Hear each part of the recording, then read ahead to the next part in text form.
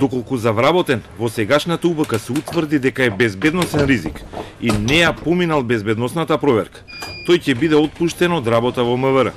Ова го предвидува предлог законот за Агенција за национална безбедност, агенција која од 1 јуни треба да го наследи досегашното УБК.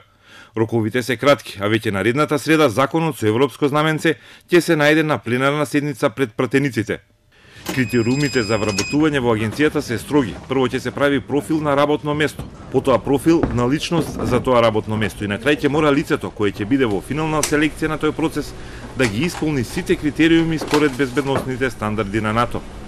Вака денеска на брифинг со новинари објаснуваше директорот на УБК Горан Николовски. Министерот Спасовски беше пократок. Сите кои ќе паднат на безбедносна проверка ќе добијат отказ. Проверката ќе се врши при процесот на вработување во агенцијата. Интересно ќе биде на крајот кога ќе се види дали во УБК во моментот има агенти кои се безбедносен ризик, а работеле во заштита на државната безбедност. Директорот ќе го бира владата по предлог на премиерот. Спасовски не прецизираше дали на таа функција го гледа сегашниот директор на УБК Николовски, а не одговори ниту дали Зоран Верушевски може да биде избран за директор на новата контраразузнавачка агенција. Тоа според министерот е прашање за премиерот Заев. Агенцијата ќе има можност да прислушува надвор од системот на ОТА во строго ограничена процедура за заштита од терористички напади.